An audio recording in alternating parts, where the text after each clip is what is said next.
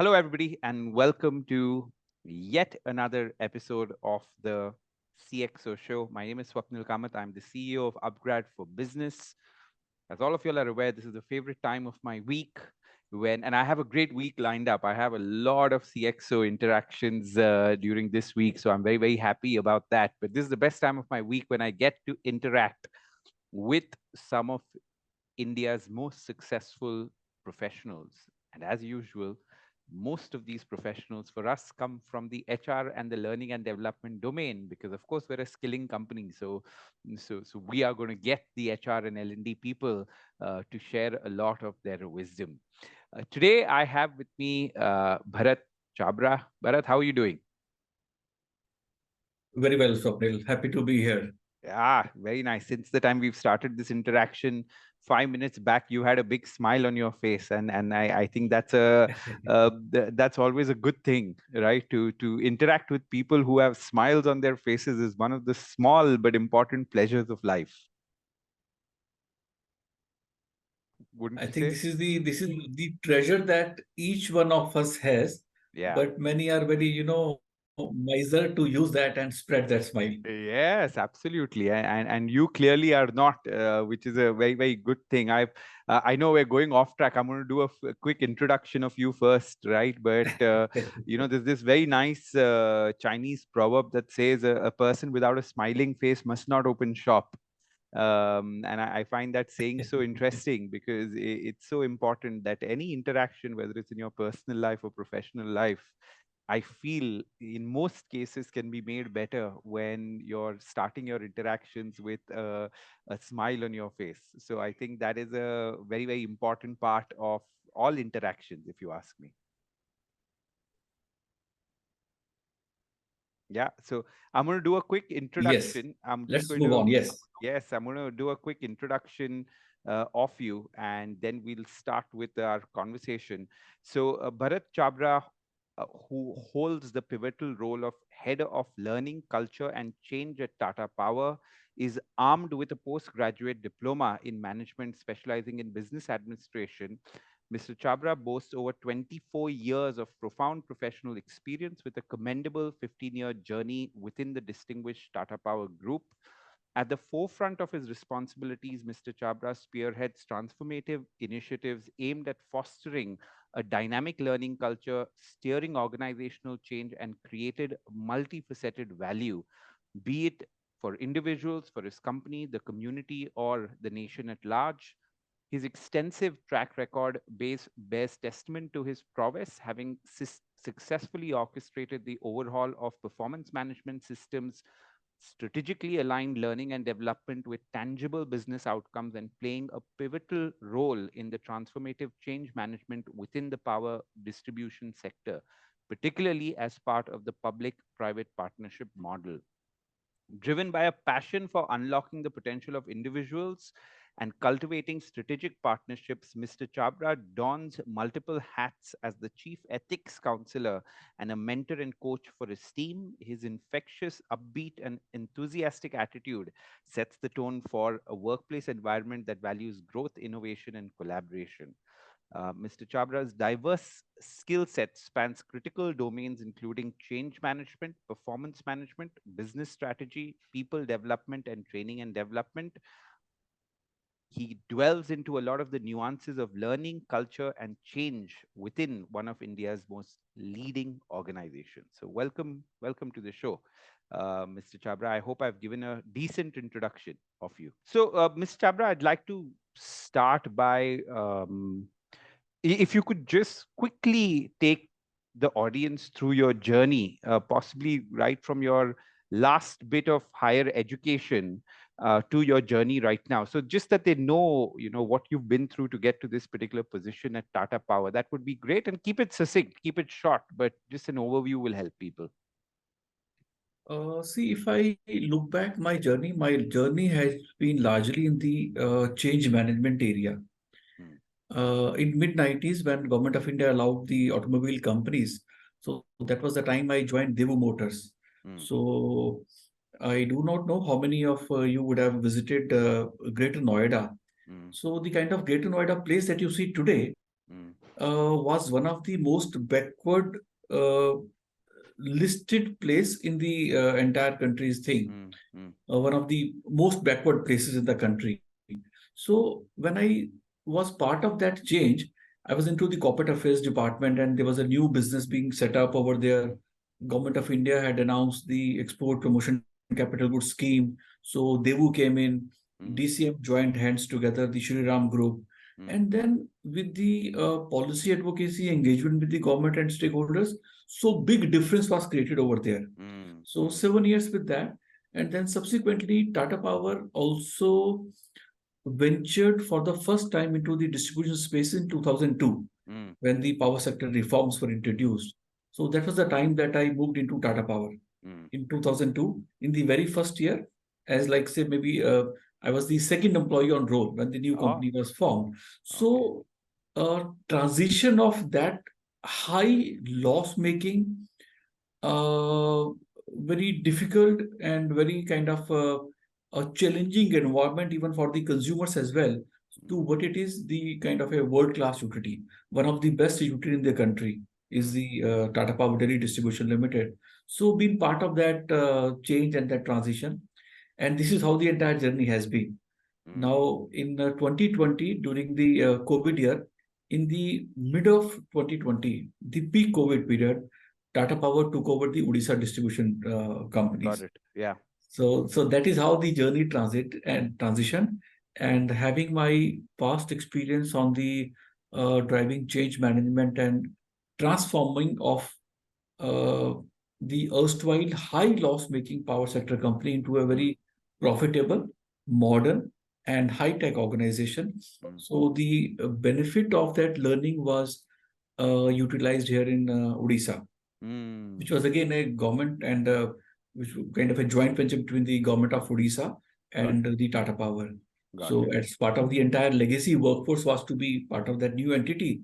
So Got it. how do we create that kind of a change? How do we create that kind of a positivity? How do we create that value out of Got this it. entire change management? So Got it. that is how I've been there, and having successfully completed 2 fulfilling years at Odisha of Mm, creating such kind of a change and a kind of a positive impact on the lives of many. I was called back here at Mumbai to take care of the learning culture and change across Tata Power yeah. group of companies. If I give Got you it. a very, very brief of Tata Power, people know about Tata Power. It is over 108 years old organization, Yeah. and it is the single largest private sector integrated power sector company. Got So it. if you look at power sector, this is a typical generation, Mm, transmission, and distribution. got it. So started with the hydros, the generation at Mumbai, and having large transmission lines from even Delhi till Bhutan and the Bangladesh, the large transmission lines that Tata Power has, to the distribution space and serving people lives. So this is how it is. Now we have 4 clusters. One is about the corporate and the generation cluster. Mm, There are 2, 3 entities in that space. Then we have a renewables cluster. In the renewable clusters, we have around 9 such organizations, companies in that renewable cluster. mm. In another transmission and distribution space, we have another 11 companies. So Got it. this is how it is: the distribution and the transmission and distribution, generation, renewable, and the corporate clusters. Got So it. that is how the Tata Power is structured. Very interesting. So Bharat, were you involved in the HR and talent space throughout this journey, or were you in another part of the business and now moved to learning and development? See, I started my journey in the corporate affairs and the those areas, Got and since 2007, December 2007, I transitioned to the core HR, got it. the talent management, and then the journey continues in the core HR, the Got talent it. management, employee engagement, talent acquisition for some time, Got and it. then talent development Got to it. the change management, Mm, and to the being a chief ethics counselor of the organization, mm. and to the learning culture and change now. Got it. Got it. So, uh, what do you enjoy most about your job, right? What is, if you had to identify the two or three things in this role, because you had learning and development in a way for such a large prominent business in the Indian landscape. So what do you enjoy most about the role that you're in right now? See, the most satisfying is that you are able to create an impact, a positive impact on people. You Mm, help them harness their own potential, mm, realize them, and see the smiles on their faces. mm, Or also you align their individual capabilities in line with the business requirements, and mm. you create tremendous value not as an employee but as a business as well. So Got it. creating that win-win is the biggest satisfaction in this field. Yeah, absolutely. I think the beauty about the field that all of us are in is that it has it's a real, by definition, a win-win, right? Because you have an impact on an individual's life, you tend to have an impact on the company, and you also have an impact on the country in some way, right? Because Yes. that talent, even if he moves out from that particular department or company that he's a part of, the he always takes his skills and the knowledge and whatever that he's learned and starts contributing somewhere else, which is a net positive for the country. See, there had been in fact a bonus to all that. Mm, The employee, the business, and giving back to the community. If yeah, I speak about the distribution business in the country, the power yeah, distribution business, it is a regulated one. yeah. You do not decide the tariff, you Mm, do not decide the cost of services that you are going to offer. mm, But in a way, if you are able to improve the quality of services, mm, if you are able to reduce the losses, mm, the benefit goes back to the people, yeah, which means that if I give you an example of when we started in yeah, Delhi, yeah. in 2002, Mm, Delhi Power Distribution Company that we acquired was into a losses of say close to between 55 to 60%. yeah, So imagine a business which is running a say 100,000 you are doing in a kind of a business, and 55% of that is getting lost. yeah, So you are losing that capital also. yeah, Profit is far apart, but you're yeah, losing your capital. yeah, So Delhi was, in a way, incurring a loss of close to 1,200 crores every year. yeah, And the government was paying it as a subsidy to pay yeah, back to the power suppliers, yeah. the generating companies. Now, having created that kind of an efficiency into the business Mm, and reducing the losses, in the last, I would say, from 2002 till now, thousands of crores of taxpayer money has been saved. Now, wow. having saved that money, now Yeah, where does this money go back to? yeah, This money goes back to, say, for example, helping those who need it. For yeah, example, in larger states, it goes back to the agriculture, the farmers. It yeah, goes back for the some welfare thing for the old age people. yeah, For in Delhi, we also had one institution which was a partner training institute with the government of India. And at yeah, that center, you know, one private company is very conscious of sharing their learning with the others. But yeah, here in Tata Power Delhi Distribution Limited, we ensured that whatever we have learned, let's help yeah, the other state power distribution companies to improve their performance. yeah, So yeah. almost all the states in the country would have at least once come to our training campus in Delhi, Yeah. where we shared with them our what is the learning of that. Very, very, very impressive. I think one of the other thing that struck me when you were talking was, the sheer importance of power as a sector, right? And I think most of us living in urban parts of India, especially people like Bombay, take somewhere power for granted, right? And good supply in a way of power for granted. But I think power reaching to like every part of the country is literally can change people's lives and in turn the nation's life. And I think India as a country, we've made huge progress in that direction over the last 10 years, right? So any cost saving that you do, any efficiency that you bring in, and is a huge contribution to people's life directly. Yes, In a way, we take it for yes, granted, but for so many people that can be a life changing experience. yes. So that is the Yeah, most satisfying thing. If yeah, I may give you an example, Tata Power is also setting up microgrids. yeah, Uh, people living in urban areas, Mumbai, we can't even imagine that in some Yeah. places the electricity is not there. Yeah. Yeah. Yeah. We in collaboration with certain high-tech organizations, Yeah. created a cost effective, sustainable microgrid. Yeah. And those microgrid are electrifying those rural areas where they did not have the electricity. Yeah. Yeah. I Yeah. We were doing a program in Arunachal Pradesh. So Yeah. one of our member who were working with the government of India, the REC, the Rural Electricity Corporation Yeah. of the country. So they said that, sir, we have done one electrification in an area which is 146 kilometers non-motorable road, and Mm. carrying the batteries and the instruments on their shoulders, carrying it there Yeah. 146 kilometers, Yeah. and the engineer using the helicopter services to land there, set the installations, and then come back. So this is how we are lighting up lives, as we say in Tata Power. Wonderful, and I like that term as well, lighting up lives, because it literally is that. And the impact of some of these sectors is just like, the impact of a road being built in a certain place, right? People like us in urban areas sometimes don't realize the importance of connectivity, right? But road connectivity, rail connectivity, electricity, a hospital being set up somewhere is a life changing thing for so many people. And I congratulate you and your company for doing such amazing work through the years, right? And having such a big contribution to nation building in that way, right? So, what, Bharat, in your experience, for a young HR person joining the industry, just think of a person that's just getting out of college and joining a company, and he's specialized in HR.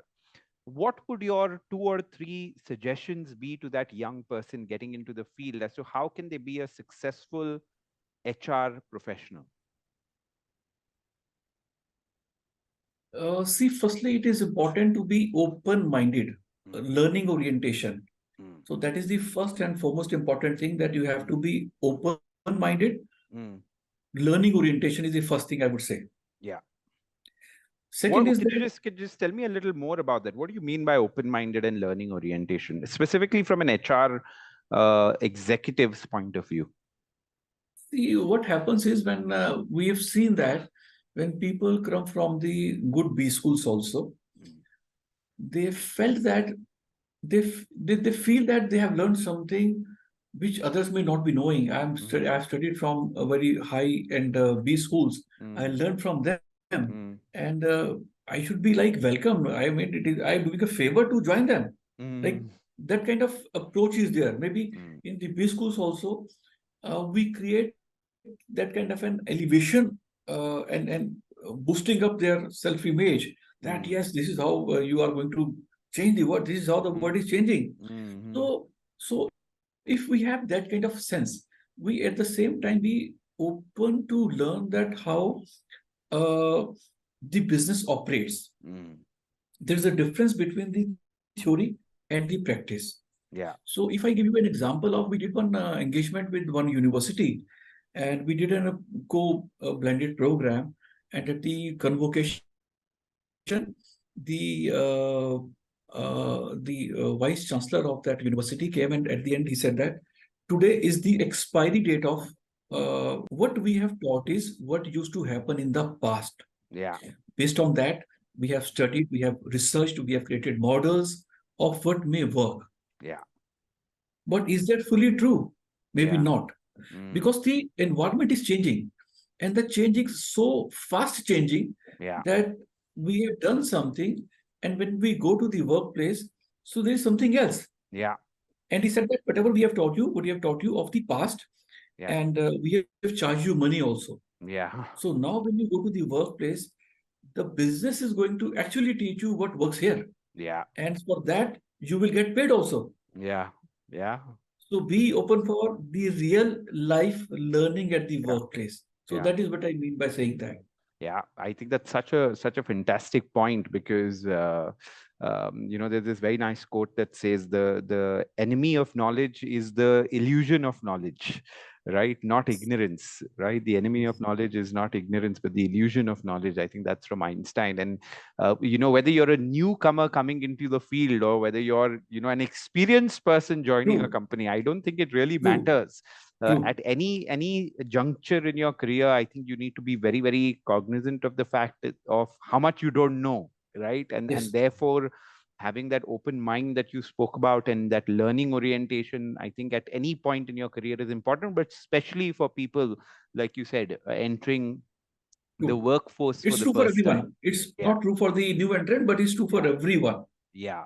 What else? So that would be one. What are your two or three other points that you think are extremely important for HR people Yeah. who are starting off? When we go to the workplace, Yeah, we are here for learning and making our careers. yeah. Another important thing is that how I can do good to my role, Mm, what value I'm going to deliver to the organization. yeah, So if I am open to learn yeah, and finding ways of means that how do I create value for the role yeah. that I'm here for? If I come with that question, Mm, I think that is what will help me look for the solutions, the learning that I acquire, put into practice and place. And this is where I create value for myself. mm, In a way that I'm creating value for the organization, for the business, mm. I am actually creating tremendous value for myself in return. Yeah, So yeah, what does business require? yeah, yeah, Business, we see organizations hire people for creating some value, for yeah, contributing in their roles. yeah, So if the second question, other than the learning orientation, the second thing that I go with is how do I create value in this role? yeah. So then, if with this question, we start looking for the answers Very and nice. we get the answers and we start working on that direction. So, Very good. learning and how do we create that value in the business, Very create that good. space over there. I think that's such a Bharat, such a nice and simple way for somebody to think. The special second one, right? Because it's like ask what you can do for the nation, not what the nation can do for you, right? It's a little bit of that. The minute you switch your mindset into saying, "Hey, what can I do? How can I add value in the role that I am for the organization?" It will open up so many possibilities in a person's head, right? Which is so interesting. I often find introspection done in the right fashion to be a huge teacher, right? And this kind of introspection of just really thinking, saying what value can I add to the role, I think is a fantastic framework for people to use when they're doing their job. See, the organizations hire us not for the certificates, for the face value, Yeah, but they hire us for the value that we are going to create for them. yeah. So until Very that happens, we are not going to do anything good for ourselves. Yes, absolutely. I think that, and any other points that you think for young HR people joining in the workforce, because you shared two amazing points in open-mindedness and think of what value you can add to the role. Anything else there? See, other thing comes to my mind is that technology is a key enabler today. Got it. So when we come to the workplace, we should apprise ourselves and bring in that kind of a technology as an enablement. Mm, So we can't go simply go there because see the company may not be having that sense of what is happening around. yeah, So if you bring in that extra element of what expertise you bring yeah, in terms of the technology enablement and what yeah, is the possibility, yeah. I think that is another great thing to learn and bring to the table. Got it. That's a nice point. I think in any role today, especially when it comes to HR roles, if anybody is under the impression that we're not going to require a technological orientation, they're just kind of fooling themselves, right? I think it's very important for every profession today to keep that in mind and really upskill themselves in that way so that they can add a lot of value to whatever role that they're doing. Yes. So this is the I third think, must, I would say. This is the third must yeah. have. Yeah. So, Bharat, what are the things that keeps a learning and development head of such a large organization up at night, right? What are the typical worries that you have, the typical challenges that you see? And I want you, Bharat, to speak not necessarily of Tata Power in specific, but just generally as a learning and development head of a large organization. What would you or some of your peers go through typically as challenges or things that keep you up at night?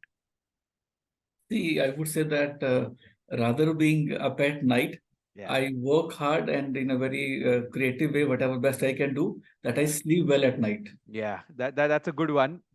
So let me reframe it then. What are the typical challenges that you face during a day since you sleep very well at night? So the challenge remains that I Yeah. keep trying to find out Yeah. how do I create more value. Yeah. Now, if we have done something good, Yeah. that is good of the past. Yeah.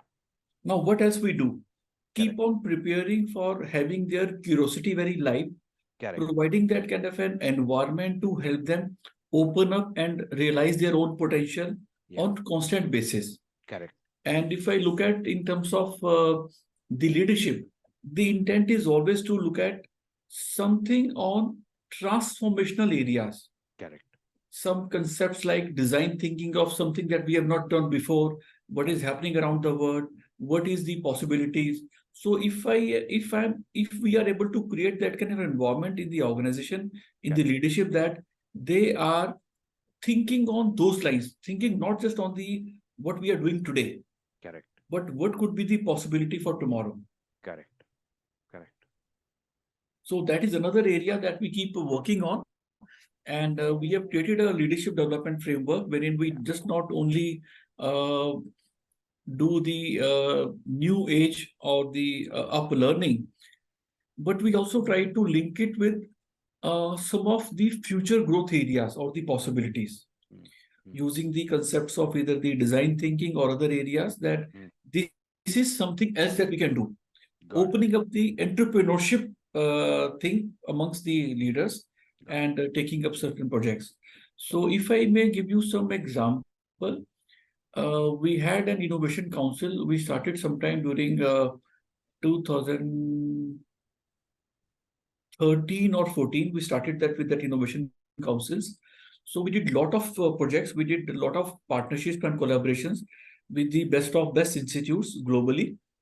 and employees were participating in that collaboration projects, Got it. and many of the patents and IPRs have been filed with that.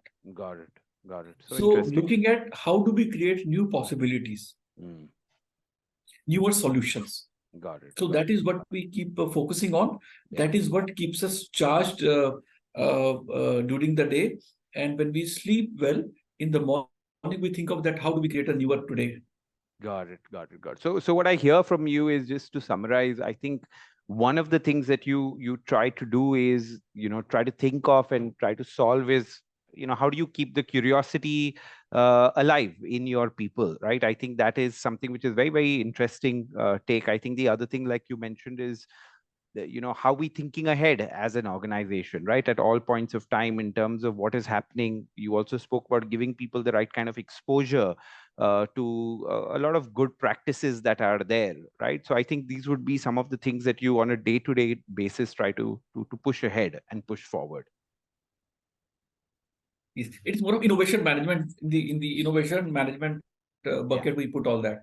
correct. Correct, that's interesting. So Bharat, for you know what skills do you think in today's day and age are really important for people joining the workforce, right?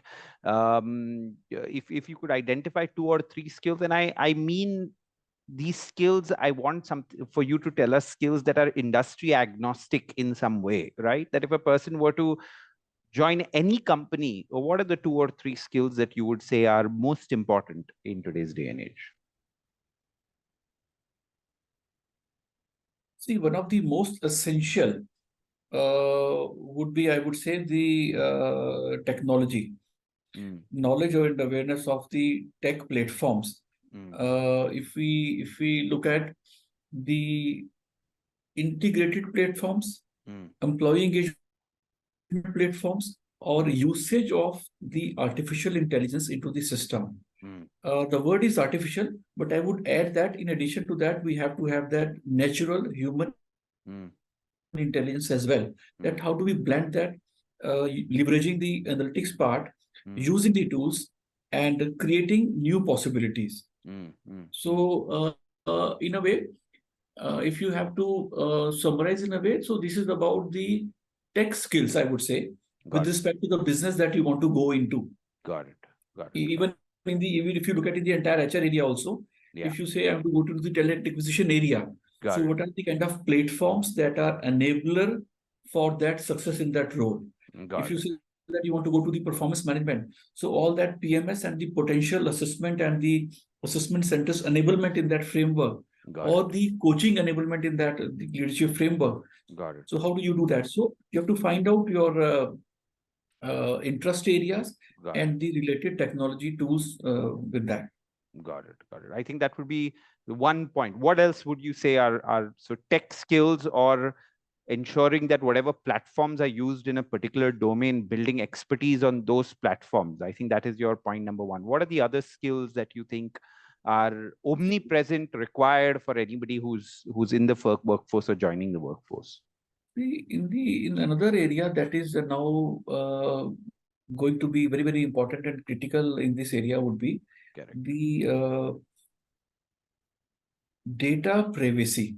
Mm, When we are in HR, we have lot of employee inputs mm, in terms of when we use the engagement tools or when we use the performance management tools or the yeah. potential tools. We also get to know that what is happening with this person. Correct. Now, many of these kind of informations are also personal and sensitive.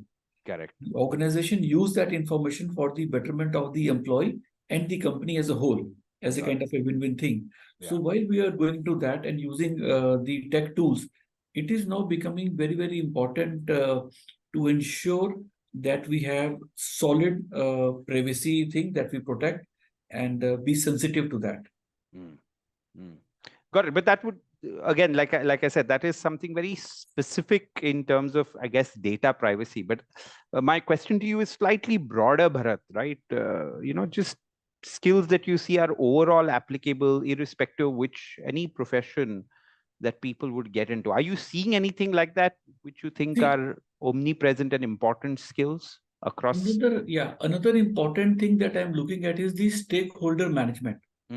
Okay. So this is another very, very important area Mm, that when we work with various different set of people, each human being is a unique person. mm, So how do we connect with the stakeholders? got it. Even in HR when we are driving some change management. Yeah. So how do we engage them? How do we make it a business case? How do we create a value proposition for them? So Correct. that stakeholder management is another very, very important area for every person going into Correct. the HR. Correct. Yeah, I think that's a important one, right? Because in the end, stakeholder management is nothing different than interpersonal skills in some way. Is, I think, a Yes. component of stakeholder management, or your ability to work in teams, right? I think that also is an aspect of stakeholders management. And I think I keep telling people that if you don't know how to deal with people, you're going to be in trouble, because all business is about people in the end, right? Your team member is a person, your boss is going to be your boss is a person, your customer is a person, your shareholder is a person, so on and so forth, right? So your ability to deal with people and get things done along with them is a key skill that is required. Yes. And for HR is the most important thing because you Yeah, have to engage with the people at all times. yeah, yeah, So a absolutely. person I who think is that. not able to cope up with that person is going to be struggling in his area.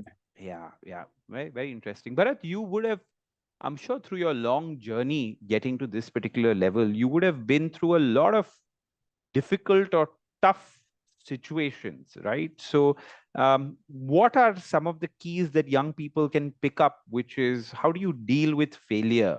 How do you deal with frustrations, irritations that may come on the job? See, every challenge is an opportunity. Mm, So if I look back now, so mm, whenever you are faced with all that challenge, mm, see how do I create a solution to this put Correct. your head down, Mm, do good, solid hard work, try mm, to find solutions, and mm, you will see that success is coming your way.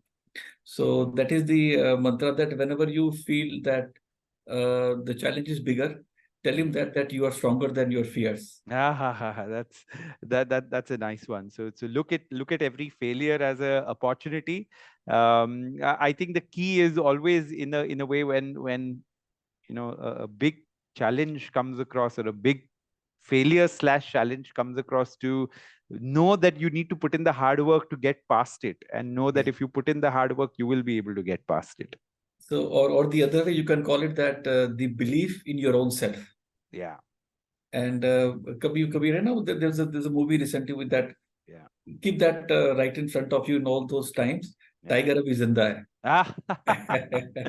yeah. So I keep think, reminding yourself, because see, yeah, if you have to believe in yourself, yeah, and all challenges are opportunities.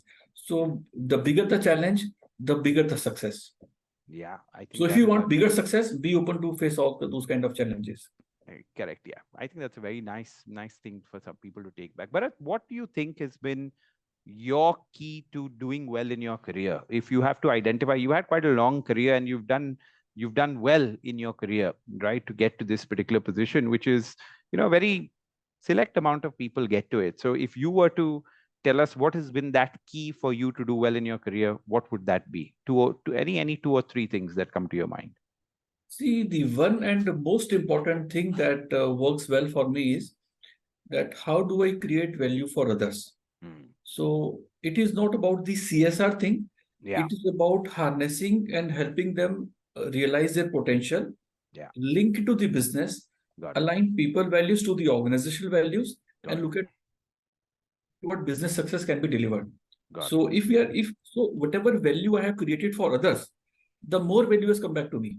Very So that is interesting. my success mantra. That is my one mantra Yeah, that always keeps me up, and that is what always yeah, keep me giving strength also, and lot of appreciations and success at the end of the day. That it is not that I speak good about myself; it is about my stakeholders that who speak good yeah. about myself. Yeah. I think what I hear as a constant theme with you is ensuring that you're delivering value to other people, you're delivering value to your organization, and in the end, that value and success will come back to you, right? So I think that is a key thing. What are some of the other things, Bharat, that have really helped you do well in your career? See, if you have to sleep well at night, be Mm, also authentic.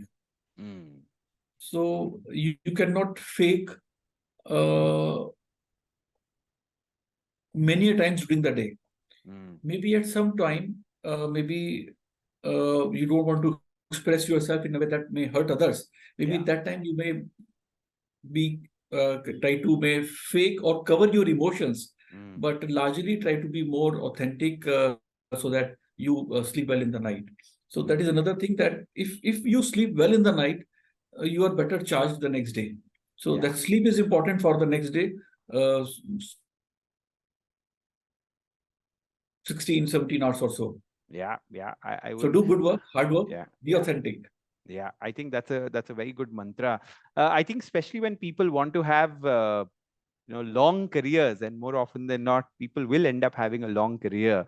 And if you're not going to, in a way, sleep well at night, and which is often the reason why you're not sleeping well at night, is like you said, some probably inauthenticity in some way that leads to you not sleeping well at night. It's not possible for you to be successful over a long period of time, right? You may see a little bit of success here and there as you go along, but that also will take a toll on yourself. So I True. think being authentic is something which is, I think, extremely important, and in turn making you more calm, more at peace, right? So that you can do your job and add a value to people. I think that's something which is very important. And the third important thing I would say is like Yeah, reinventing yourself. yeah. Be Tell me kind more. of Tell a me more about lifelong that. learner. Yeah, Earlier we used to say that every 18 to 36 months, 1.5 से 3 साल का बीच में, you need to renew yourself. yeah, But now the time has shortened. Maybe between like whatever we are doing, yeah, maybe we can create in our mind that I'll do say maybe 60%, 60 to 70%, or 60%, I think would be the safer or the right and appropriate one. That 60% of the time I'm going to operate in my comfort zone of Mm, what is the organizational plan, target, or strategy. mm, Another 40%, we need to keep on renewing ourselves that mm, how do I get into my courage zone? mm, So if I'm trying to do a balance between this and that. So mm, in terms of percentage we are talking about, but on the other side, you can look at that. What is it that new good you are trying to do to create mm, a newer value to your role? mm. I So think, don't leave it at all times to the organization. That company will come and train you and teach you for that what is required, but you also invest in your own learning. yeah. I keep on taking some breaks and invest my personal learning to be Yeah. stronger and better. Very, very interesting. I think you've introduced me to a new term, which is comfort zone and courage zone, right? I think that is that's a nice term I'm going to use after this interaction, because, yeah, I think it is very important for people to strike that right balance between these two zones that you spoke about. And I think, lastly, your ability to constantly learn, keep yourself abreast, and in turn keep yourself relevant. I think that is very, very important. Tell me some of the courses that you've taken. What are the things that you've done? Like you said, you've taken breaks and done stuff. So I think maybe that'll inspire people to Yes. take learning more seriously. What are some of the things? See, when I came into the HR area in Mm, 2008, afterwards, if mm, I speak about that, yeah. I learned about a lot of other things like I mean, other than the different courses, I took breaks. I went on to learn about the neuro-linguistic programming, about Mm, how our nervous system, how our neurology operates. mm, And I took that break and I did that course. Then I came back. Then we were looking at how do we look at the leadership development, things like that. Then I went took a break, and then I do advanced behavioral psychometric tools. mm, So I acquired that, and afterwards, then I build up on the NLP, on the psychology, and came into the coaching area. So mm. again, then I took a break and went to the coaching platforms, the ICF accredited training institutions. Mm. So I picked up the coaching part of that, and this is how I'm working on renewing myself so that I give better to my workplace. Yeah, absolutely. Phenomenal. There's this very nice quote that says, "What you learn, nobody can take away from you." Yes, Right? yes, Because I think, yes, sometimes you may lose a job, sometimes things could not go as well as you had expected them to in a certain situation, but what you learn, nobody can take away from you, yes, right? And yeah, yes. go on. And in between, we had a program by sometime during 2017-18. Mm, The global or the Western universities, which were the world's kind of best universities, they were coming to India and wanted to attract Indian students over there. So mm, I remember having attended one session by Dr. Vijay Govindarajan. mm, So he spoke about that. How do we create that kind of synergy of mm, that high-end learning and mm, the customers mm, or the masses in India? mm, So that time there was an institution called Emeritus. mm, So they created a consortium of three universities: mm, MIT Sloan, Columbia, and Tuck mm, School of Business. mm, So they created that kind of a consortium, and they created this Emeritus Institute of Management based at Singapore. mm, So I also, while I was doing that, I joined that 1 year program mm, of Emeritus Institute of Management, wherein they have different modules. mm, Wherein in some areas we have the expertise from MIT, so MIT is taking that course. mm, So some area we have that Columbia in the mm, finance related area, mm. so they are taking that course. And in the Tuck School, we have Dr. Marshall Goldsmith who is doing that course for the people. Got So it. and then there are leadership labs. You are using the advanced tools to learn and contribute in that. So that was another thing that I did in between. Very, very interesting. So, Bharat, you would have your own team. How large is your team today that reports into you? See, if we look at here in Mumbai, we are Yeah, around 9 people here. And got if it. I look at the Tata Power, so that's a Yeah. large space. Yeah. As I said, that there are close to 19 companies. So each company has a couple of people in the L&D to drive that. So Got this it. is the strategic role and the function, Got it. and this is where we drive that. Got it. Very interesting. So, how do you manage to lead people effectively, right? What is your mantra of getting the best out of people? What do you tend to do? If you could share 2 or 3 things that really work for you, that other people could aspire to do as well. See, I would say that be appreciative of them as they are. Mm, This will, if you are appreciative of them, they will try to bring out their best, mm, and then you can identify that who is doing best in which area. mm, So try mm, to pick them in that appropriate places, and while they are there, create a mechanism of interconnectedness learning as well. So mm, I think with that, it is a that creates team harmony. mm, So the first one creates the best in the employee, in the mm, team member, mm, and the other creates harmony in the team. mm, So if mm. that is there, so you have the things going well. Got it. So I think They your work for you then. correct. I so appreciate people for, in a way, their strengths, and ensure that they're relying on each other in the way to get better in areas that could be their weaker areas. So that's one of your mantras. What are your other two mantras that you really follow See, when it comes to? just try to bring out the best in them, Yeah, and the best will follow. just try to bring out the best in them. But anything specific that you do besides this to kind of pull out the best in them? See, another thing is that give them free space. Mm, Try to help them realize their potential by asking some meaningful questions, generate that curiosity for within them to learn. mm, mm. So when we do that appreciation, we make them more curious and open-minded and learning oriented. Once these things happen, so this is one seed, and these are the fruits. Got it. Got it. Got it. I think that's a very nice note. Bharat, thank you very much. Where we've run out of time, but thank you very much for this interaction. You shared a lot of things with me that it really are going to stick in my head. Right. I think the importance of lifelong learning. You can really be an ambassador for that because you've taken it so seriously and therefore managed to reinvent yourself through these years. I think your courage zone is something which is very nice. I think you've spoken about the again, another thing that's really going to stick with me is, how do you provide value, right? Thinking about that all the time. How do you provide value to a person? How do you provide value to your organization? And the more you think of that, the more answers will appear. And I think last but not the least, the note on which we started the conversation, that the importance of having a big smile on your face is adds value to, in a way, every interaction. Bharat, any parting message that you'd like to share with whoever is watching that could be of some use to them? See, another important thing I would leave a message on is uh, God has made each one of us unique.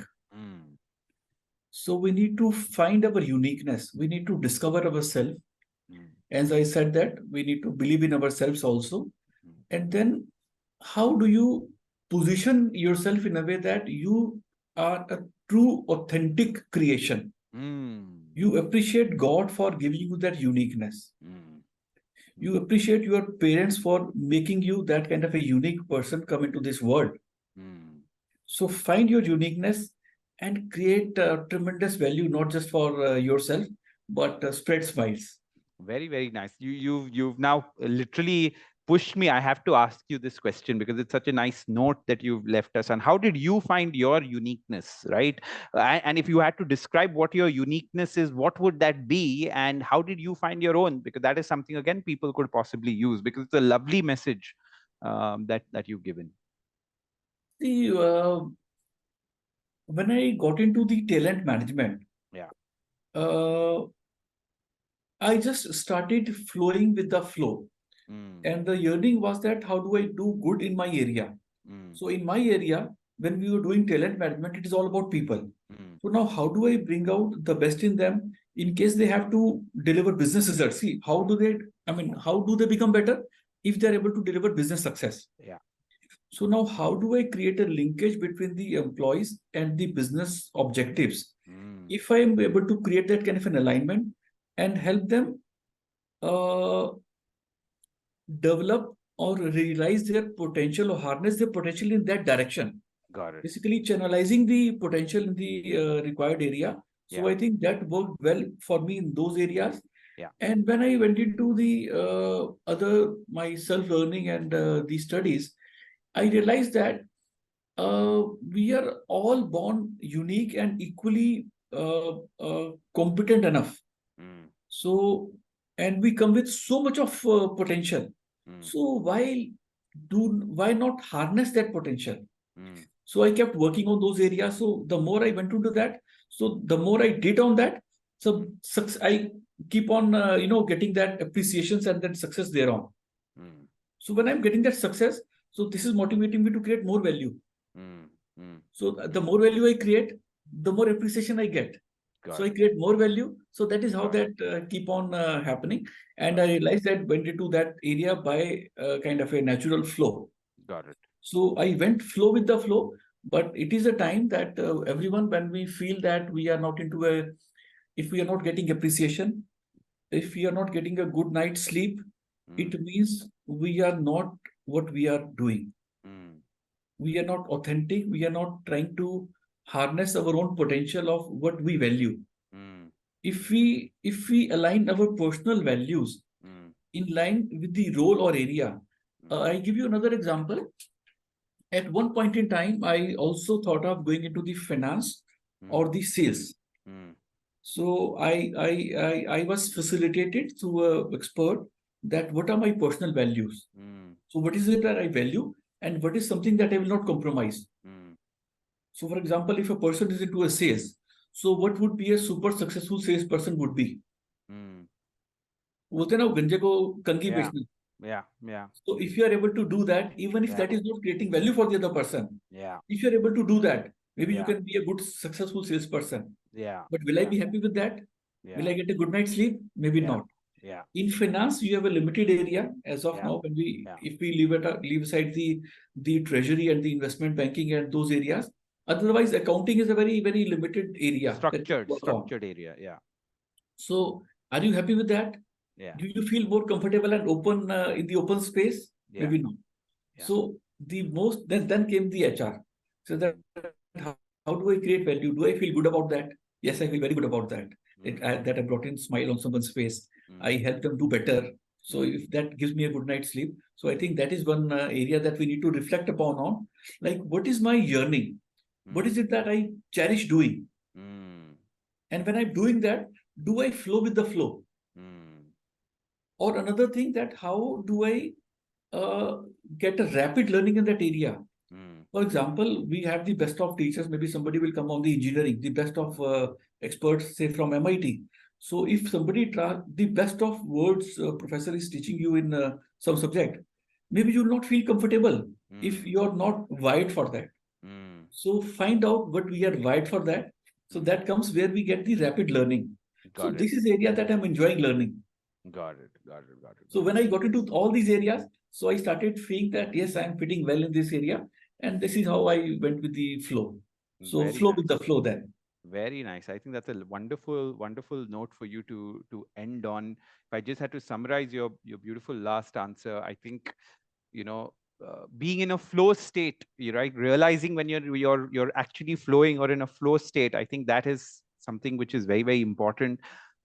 Try to identify uh, places where you're learning quickly. I think that is another good clue, right, Yes, to know how you're unique in some way, right? Identify areas where you're learning quickly, because those are your areas of strength in a way, and often areas of your interest too, right? yes, So identify those things. And lastly, like you suggested, ensure that whatever role that you're taking is aligned with your values in some way, right? And I think clearly you were very clear on what those values were, so you could align yourself very well to that. Bharat, it was an absolute pleasure chatting with you. And you left the audience with a lot of pearls of wisdom. Unfortunately, where out of time, but hopefully offline someday we continue this discussion, which has been very valuable for me too personally. Thank you. Thank you, Swapnil, for creating that opportunity to that I can share my thoughts. And in case if that can help someone, I'll be very happy for that. Yeah, absolutely. They will. And like I started this particular interaction, I honestly believe people from our domain have a very good view on these things, because you end up interacting with so many different people in their journey of upskilling and in their careers, right? So a lot of this wisdom is hard earned, and is not something where we're just speaking without having first-hand knowledge or information about it. Bharat, continue your glorious journey at Tata Power and keep adding light to all of our lives, because that's what you all have done so successfully, and ensure that your the task of company and nation building and people building that you're doing, you take that to more glorious heights along with all your colleagues. Thank you. Thank you, Swapnil. Thank you. Thank Thank you. you. And Thank you wish very you all much. the best. Yes, Thank you you. too. Bye.